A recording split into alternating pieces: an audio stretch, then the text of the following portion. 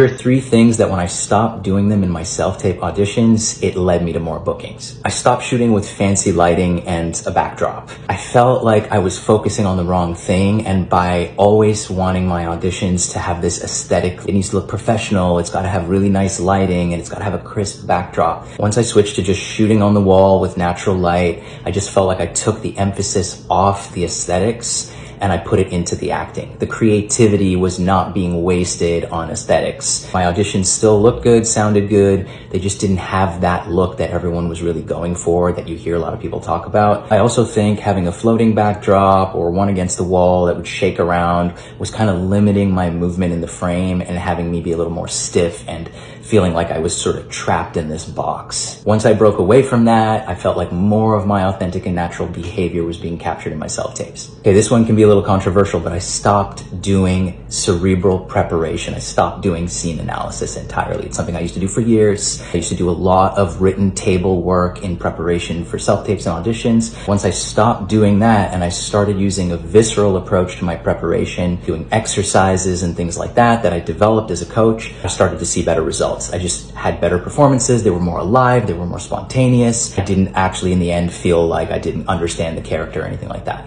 I stopped treating each audition like it was preparation and performance. Instead, I started to look at it like exploration and discovery. That, to me, became the point of self-taping. Not to prepare something to perform, because it's a self-tape. It can be a little rough. It's not a final edit. It doesn't have to be looked at that way. Some people will look at it that way and say like it's a polished performance. But once I stopped doing that, preparing to perform, and I just explored and discovered, my work got a lot better. These are things that I personally stopped doing. If you're doing some of them and they're working for you, that's great. If not, and you're looking to try something different, maybe some of these things you can address. Hey, it's Vas from The Online Actor. I'm a working actor and I'm a coach. I'm currently a series regular on the show You're My Hero.